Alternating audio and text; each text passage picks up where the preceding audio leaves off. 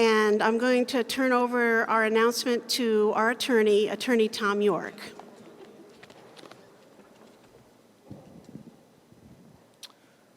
Good morning. I want to thank all of you for coming here today to help bring attention to this very important matter.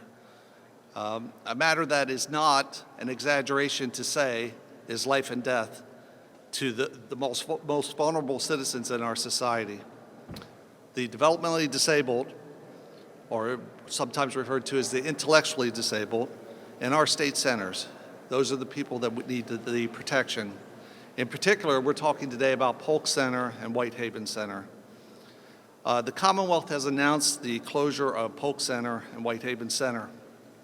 The residents are to be moved to, quote, the community, unquote. That has different meaning to different people, but the fact of the matter is that creates major difficulty for all these residents. The rush to move all these residents of Polk and Whitehaven is based upon a political agenda and not on sound, unbiased, accepted professional standards. This political agenda of the Commonwealth is based upon a politically correct philosophy that defies the facts.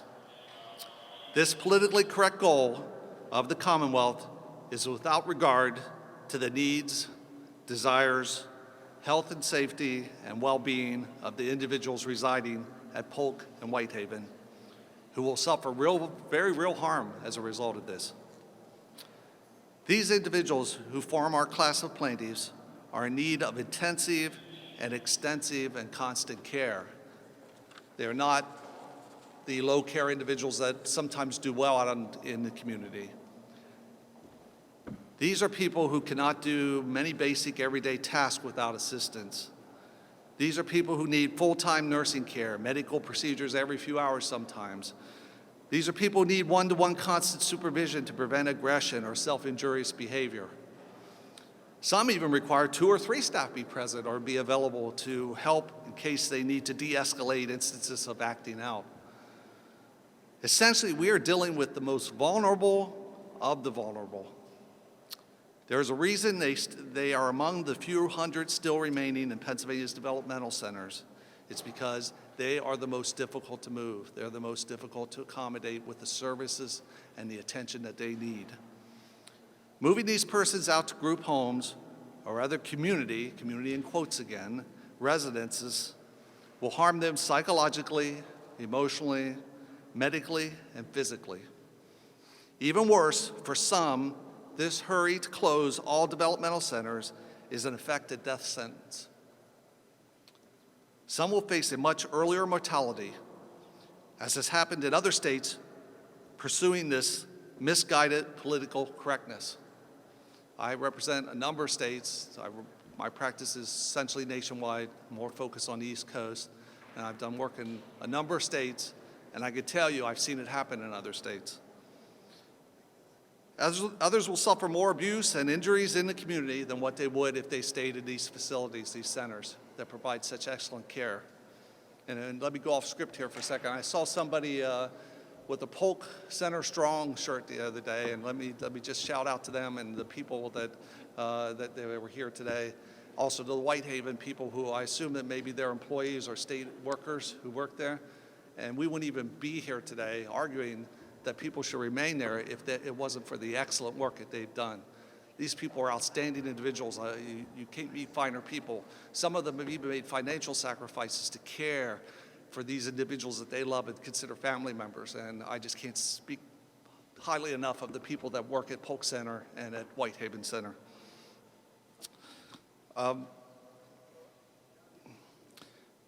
Others still, if they're moved, will lose their hard-fought everyday living skills and all their rehabilitation progress that they've made over the years, that they've paid a high cost for to get from the good care that they received at Polk and at Whitehaven. And remember, this is all being done without the consent of the parents, families, guardians, and other loved ones who know these most vulnerable people the best. Those family members and guardians who should be the center of any decision on what is best for their loved ones instead are relegated to mere spectators, spectators being asked to merely witness the demise of their loved ones. How so very cruel? Since when does our society not value the opinions of parents, family, and legal guardians? Since when does our great society, based on freedom and liberty, allow the state to substitute its judgment for that of our parents and guardians? Since when do we ask our parents, families, and guardians to watch helplessly while their children and loved ones wither and die? The Commonwealth claims that it is integrating in quotes again, these residents into the community, but that is not true in the actual result. Apparently, according to the Commonwealth, if you plop just somebody down in, who's developmentally disabled in a small house in a, quote, normal, unquote, neighborhood, you have integrated them. This, in reality, is absurd and very dangerous. Being in a small home with minimal staff, limited program activities, and little oversight can be very isolating and very lonely. It can become a prison, although it looks like a home. The most integrated setting to meet the needs of the plaintiffs who are residing now at Polk and at Whitehaven, is where they reside now. These are large campuses with many resources and many activities, including outings to the community. They are more community integrated at these facilities than what they would be being alone in some small home. I'll give you an example that I'm sorry to give some of my own personal experience, but I tried a case in Arkansas where the U.S. Department of Justice was trying to close a facility for the developmentally disabled. I've also defended other facilities around the country, including Evansburg. I saw the name here, who's I hold very dear, and we were successful in protecting them years ago back in the 90s. But we were finishing up a 6-week trial. Tried living in Little Rock for 6 weeks, but in a hotel. But we thought we had the judge on our side pretty much. We had he'd from all the expert witnesses. We had psychologists, medical doctors, physical therapists, occupational therapists, on down the line, neurologists. We thought we had won him over. We thought he was not going to order the closure of this facility, and he shouldn't. But we still had our doubts. So we said, let's have the judge who's already seen the facility. He's already been to it was Conway Human Development Center. Let's go out to this facility, go out to see some of the group home settings, the settings in the, quote, community, unquote, and let's see what happens. And we were so confident of our position, we let the U.S. Department of Justice, our rivals, choose those community homes that they wanted to take the judge to see. Well, we went out to these community homes, and you could just see it on the judge's face.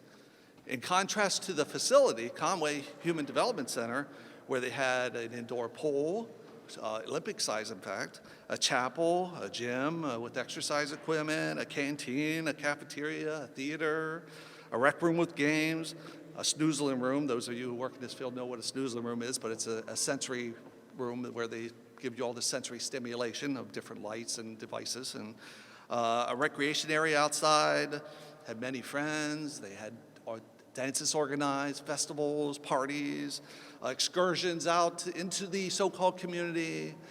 They go on shopping trips. No, we went to this home, and this gentleman was sitting there all alone. In fact, when we arrived at one of them, there wasn't even a staff member there. Where was he? Which we found most of the staff members tend to be less responsible and less knowledgeable and less caring when in the community than what they are at our fine facilities like Polk and Whitehaven. And then we found out, the judge talked to this person and found out they hadn't been out of the home for days. They sat and languished in this home, but they were integrated. This is the integration that was being proposed by the U.S. Department of Justice. This is the integration that was being proposed by our secretary here and by the governor here in the state. They're not integrated. They're left to languish in their homes. We knew at that point we had won the case just by the look of the judge's face. We didn't find out for sure until weeks later when we got the decision, but I knew that the judge understood that indeed these people were not going to be integrated by forcing them all out of a nice living setting that some people want to call, quote, an institution, unquote, but is far more integrated and more caring of these people than many of these private settings out there. We normally admire people who are determined and focused on their goal. You have all heard the phrase, and this was referring to you have to admire them a little bit in the state here, that they're going to keep pushing this. You hear the phrase, I'm going to get this done even if it kills me. Even if it kills me. You've heard that phrase, haven't you? However, when people become misguided and mistaken and zealous for our cause, as they are here, and they push on without any risk to themselves, this all becomes obstinance and oppression. I'm afraid that the state is now saying to parents and families and guardians in this state, even though I know they don't intend to really harm them, but what they're essentially saying by saying, we're not going to turn back, we're not going to reconsider, we are going to do this even if it kills you. And that's what they're saying. Think about it. Even if it kills you, we're going to do this. We're going to carry this out because that's what political correctness has told us to do. So we are filing a suit this week to support the rights of those disabled persons at Polk and Whitehaven who need and deserve our protection and so desperately need it. Thank you. Thank you.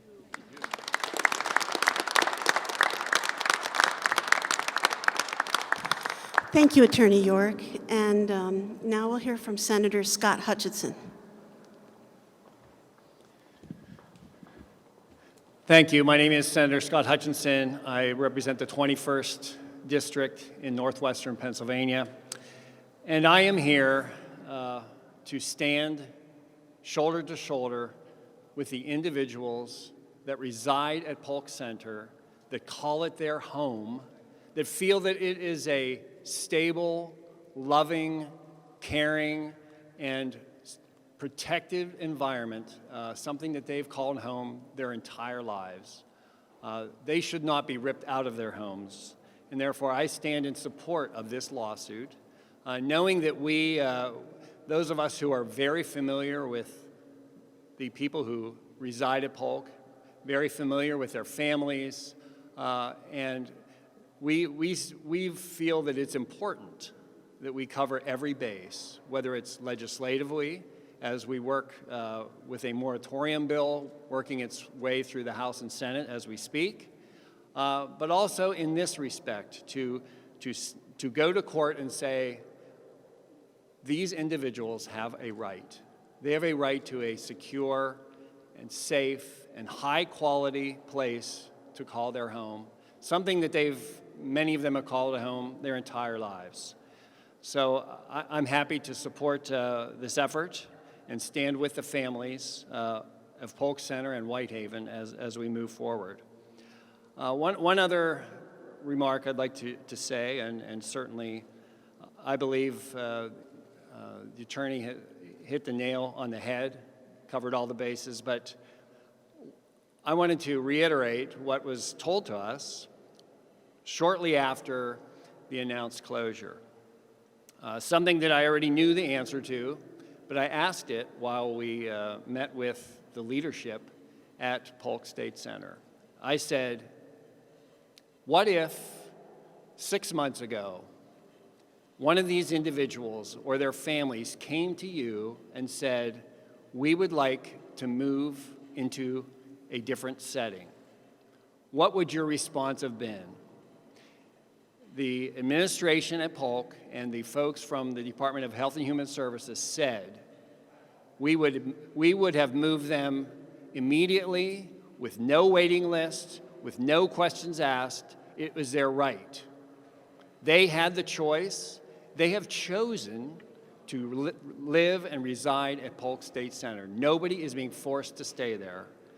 And we want that choice to continue going forward. So my thanks to the family members who've gotten together and decided that we have to push back at every possible way to preserve a safe, caring, and high-quality choice for their family members. Thank you, and it's a pleasure to be here today. Save their home, save their home, save their home, save their home. Thank you, Senator Hutchinson. And now we'll hear from Representative Tarah Toohil. Thank you, Susan. Hello, everyone. Good morning. Welcome to your capital. I'm very glad to be here today with all of you to stand in support of this legal avenue that is being taken.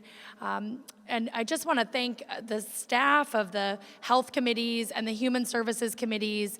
They have worked extremely hard. We have, from the Senate side, Senator Hutchinson, Senator Yudichak, and Representative Mullery has put so much time and effort into this. And we've been trying to pursue every avenue possible to preserve choice for the families and the residents of Whitehaven Center and Polk and the state centers. It's so important, and we're trying not to vilify the other side. The community setting is excellent, and there are good community settings, but we cannot ensure that all of them are up to par, and we don't want to vilify them. It shouldn't be two sides pitted against each other in the way that it is, but the residential setting has been shut out time and time again. And we've heard from families like the Jennings family who has had lawsuits and has fought against Department of Human Services just to have choice. And constitutionally, we stand here today saying there should be choice. There should be choice in your child, your sibling, your family member, and the type of care that they're able to receive.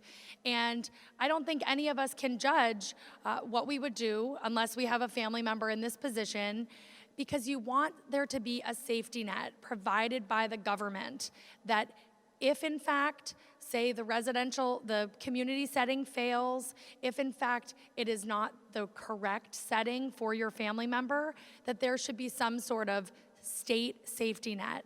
And the fact that the state has professionals who are trained in long lifetime careers that are going to be able to help your family members going forward, long after all of us are gone and we're not here anymore, that there's going to be this safety net. So we do want to open the doors to those that are on the waiting list and would like their families in a campus-like setting with amenities, with a pool, basketball courts. There's so much that we can offer. And we can certainly evolve and make those settings better. And we have not been investing in the state centers. We've not. We've closed the doors, we've shuttered them, we've been trying to put them out of business, and that's something that should not be happening. So I feel that this legal action is going to be successful because it is going to win on providing choice for those residents. And residents, there's families out there today that they talk about, they would love to be able to go to Whitehaven Center. They would love to be able to have their children plan on being able to reside there when they're older, and the doors are closed to them at this time. So I stand with my colleagues, my legislative colleagues, with the families, and with these professionals. A lot of you aren't here today because you have to work and provide services, but those of you that made this trip, I stand with all of you, and I think that we are going to have much success in this endeavor. So thank you so much. Thanks for having me.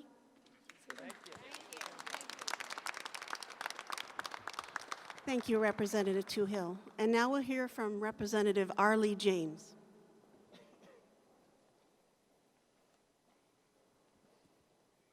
Good morning, everyone. I also stand here with a degree of pleasure. It's a good group to be associated with, and it's unfortunate we've come to this point where we actually have to resort to the courts to do the right thing. But I believe our mission here today is the right thing. My name is Lee James. I represent the 64th Legislative District, which includes all of Venango County, where Polk Center is, also a bit of northeast Butler. But I stand with Representatives Mullery and Toohil to save Whitehaven as well. Selinsgrove and Ebensburg, I know you're a bit nervous. Trust me, you're in the crosshairs too. Before I begin, though, I do want to thank all the folks that are here representing keeping individuals with intellectual disabilities safe. Without the Jennings and others who support them, we probably wouldn't be here today, so thank you very much, Susan. Yep. You do incredible work. My advocacy for those with intellectual abilities greatly increased last August when Governor Tom Wolf and the Department of Human Services mandated the closure of 2 of our 4 centers. With Polk located in my legislative district, I know the center, how critical the center is to so many families in the Commonwealth. We actually serve 27 different counties, not just Venango County. Because of the high quality of care that is consistently provided by the folks who work there, residents thrive at Polk Center and Whitehaven. Many have been there 40, 50 years. Some of those who came in had life expectancies that you could count on one hand, and they're still with us. It's because of the excellence of service. The backlash to the governor's decree is no surprise. My staff members and I heard from thousands of people. I actually submitted electronic signatures of almost 5,000 people, and I have another 1,000 in writing on my desk as we speak. These are folks, most of them from Pennsylvania, but even from out of town, who have family members who either work there or live there, and they're paying attention.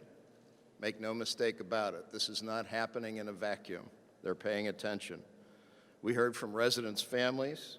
We heard from their friends, caregivers who worried about how the move would impact the health of residents. Their persistent efforts are inspiring. I've attended meetings, hearings, rallies. Together we champion legislation which would actually consider the residents, most of whom are the most vulnerable members in our Keystone State, those living not only with intellectual disabilities, but some with physical disabilities as well. This bill would prevent the closure of the state centers, as everyone here knows, until a sensible plan for closure is actually created, and at least 5 years have passed. To my knowledge, no plan was created. It was merely last August an announcement of closure. It would require this task force perform a comprehensive evaluation of all the state centers, lodge their assets and liabilities, and then provide recommendations to the Department of Human Services. Also, a majority of the members of this task force have to vote on any considerable corrections, closures, anything that might change in the future. The bill as amended was returned to the Senate for a concurrence vote, and we hope, that it's given to the governor soon for his consideration. The General Assembly has already passed important laws to keep people with intellectual disabilities safe, like the Adult Protective Services Law of 2010. Reports can be made to the statewide protective services 24 hours a day, but more work remains. There are a number of bills in the House now that would help keep people with intellectual abilities safe. I'll give you one example. One bill, House Bill 1363, would create actual Bill of Rights for individuals with intellectual abilities. Who isn't for a Bill of Rights? It would affirm that they have full rights to live and participate in their homes and communities, independently make choices about their lives, contribute to society, and experience full integration, but it maintains their choice. This choice, under the governor's action, is being taken away from them. We want them to have that choice. It's been referenced before. Each and every Pennsylvanian deserves to live safely in the Commonwealth, and people with intellectual disabilities need more of our focus. My colleagues and I will continue to work on behalf of these vulnerable folks. We couldn't do it without the help of people like those who are standing behind me and those of you who are in the audience. So we thank you very much, and I look forward to working with you in the future. Thank you.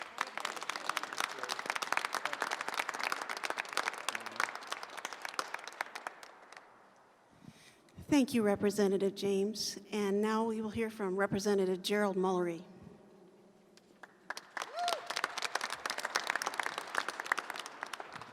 Thank you, Susan. I get to follow an attorney, a senator, and 2 of my House colleagues, which generally means there's not much more left to say.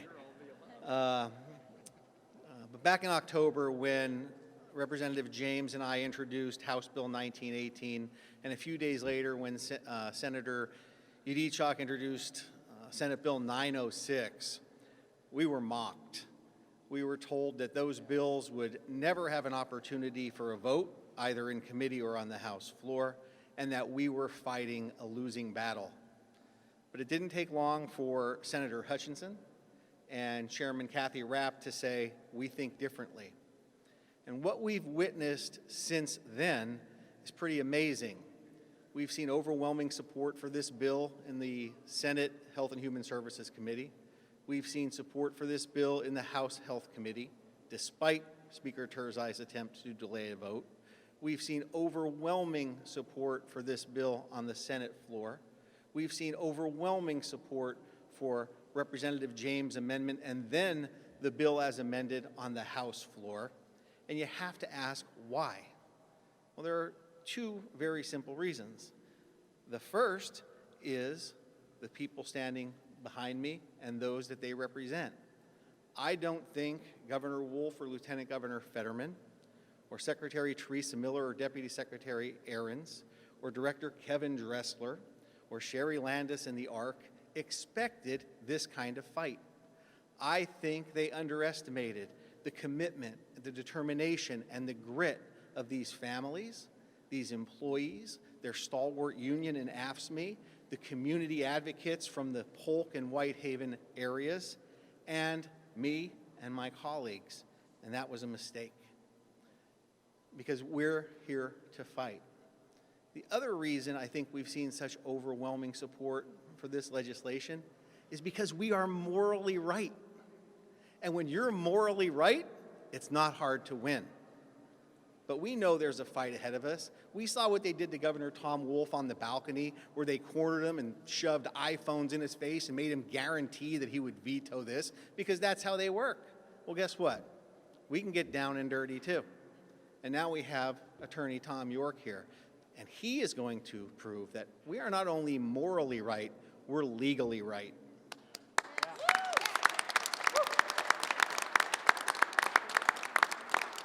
And that's why it gives me great pleasure, and I know it gives Representative James and Representative Toohil and Senator Hutchinson and Senator Baker and Senator Yidichak pleasure to be here again today to stand with these families, to stand with the residents at all four ICFs in the Commonwealth, and to stand with you, Attorney York, and tell you that we're with you and we wish you nothing but the best, and we will keep fighting on a legislative front. Thank you, everyone. Thank you.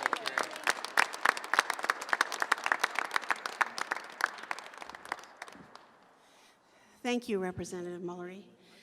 My name is Susan Jennings. I'm the mother of a severely autistic young man who resides at Whitehaven State Center.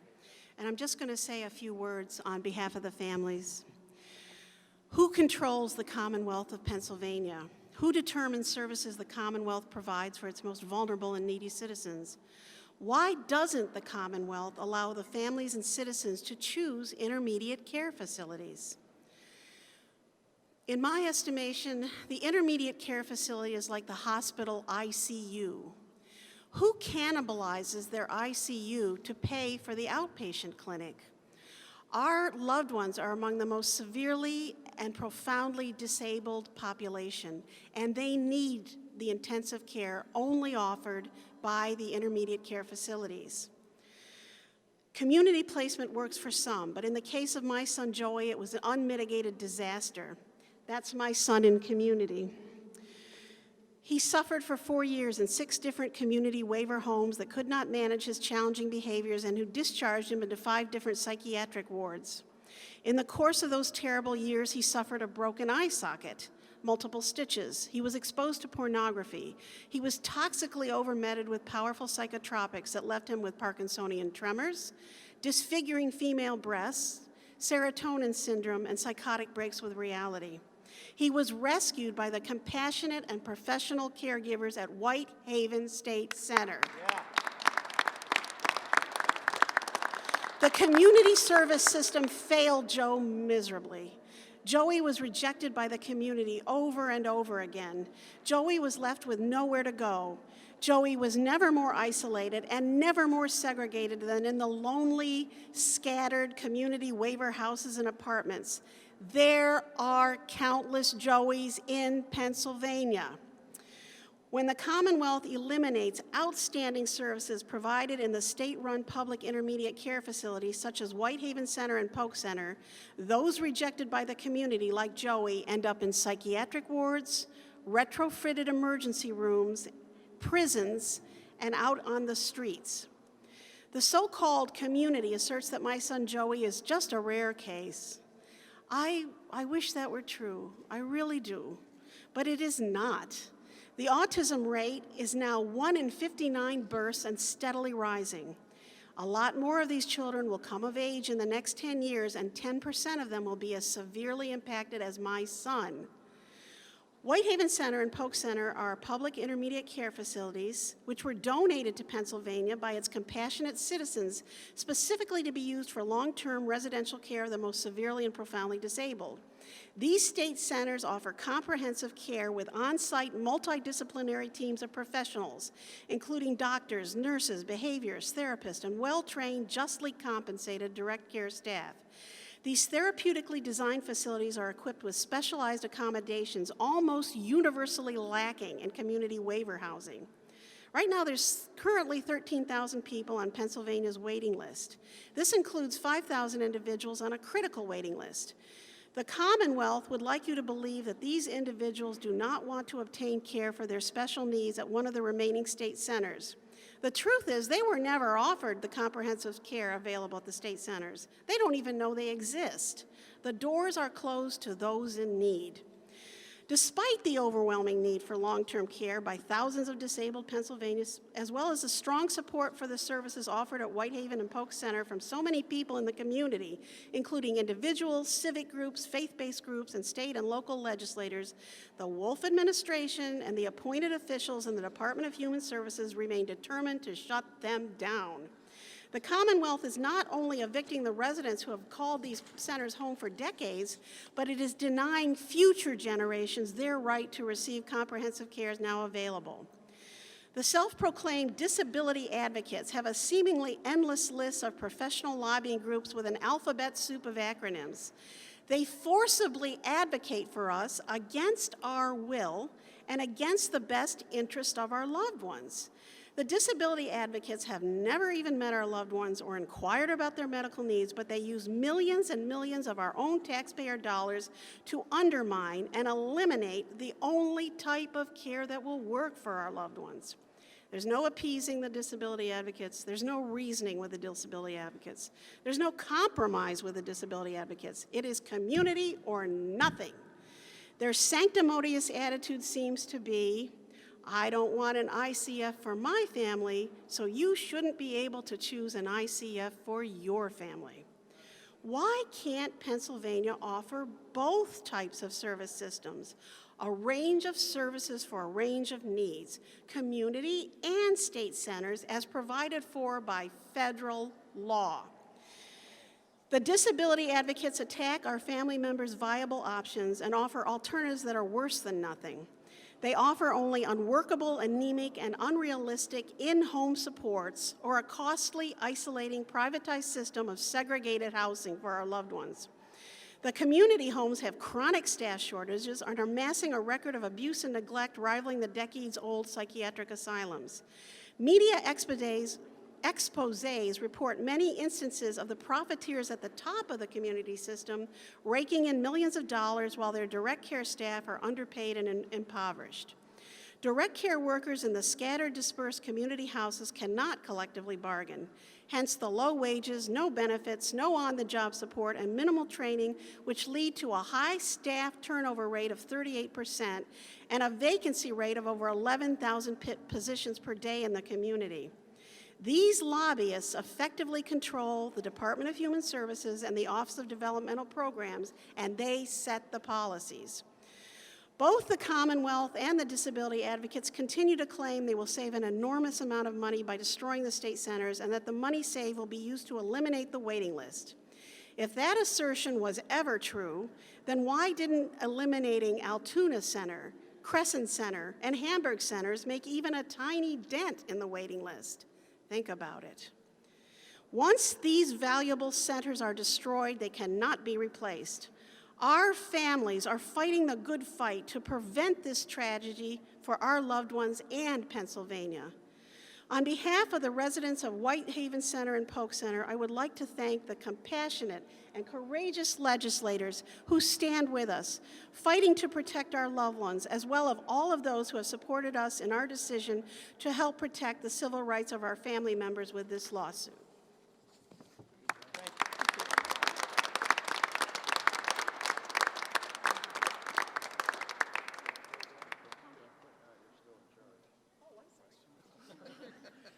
And we will now hear from the president of Whitehaven Center Family and Friends, Tom KIIDS.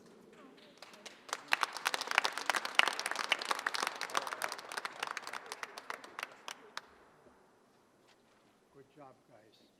Good job. You can't say it any better than what has already been said. And I want to thank everybody that's here that spoke and our supporters in the back.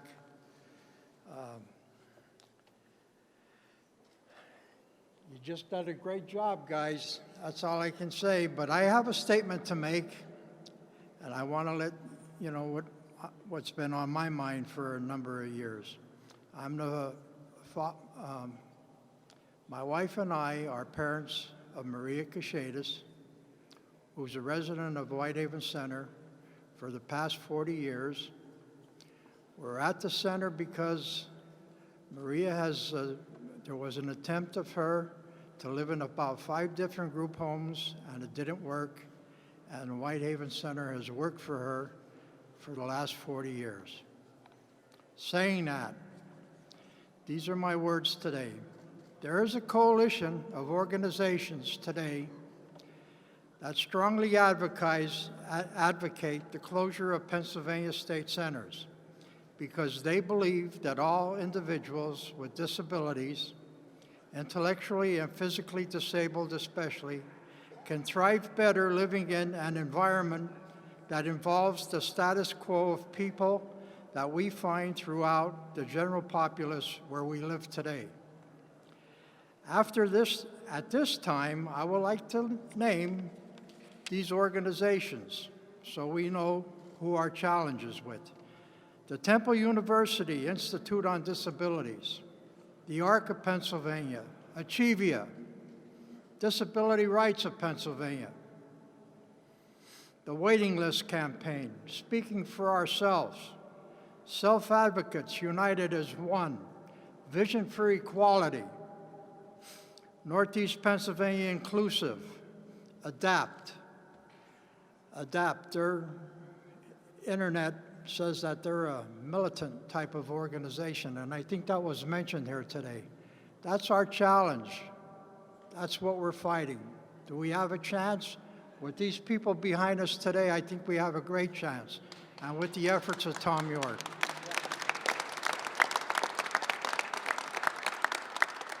With this lawsuit that will challenge the governor's executive order to close Whitehaven and Polk centers through the legislative process, we also have to contend with the harassment and philosophy of these organizations that want to take away the choice of services that we have found to be the best to serve our loved ones. What's so funny, and is not so funny, is that they always go back in time or generations to mention Pennhurst, which refers to bad and not good. But Pennsylvania and the nation has learned from Pennhurst that with advancements in medicine, treatment, training, staffing, thinking, collaboration, etc., society and institutional care has come so far as to be competitive with the services offered in the community, all if not better. The coalition wants to take away the right of choice from us, and that is not right. We all should respect individual choice, and who would know that what is best for each and every one but the individual, a family, and or a guardian. Pennsylvania and its populace need Whitehaven Center. They need Polk Center. They need Evansburg. They need Selinsgrove Center, now and into the future. A full array of provider of services is necessary to accommodate Pennsylvanians, to include public and private facilities and community living arrangements as a matter of right and choice. Open the doors. Open the doors. Open the doors. Just open the damn doors and eliminate the waiting list. Thank you very much. Open the door.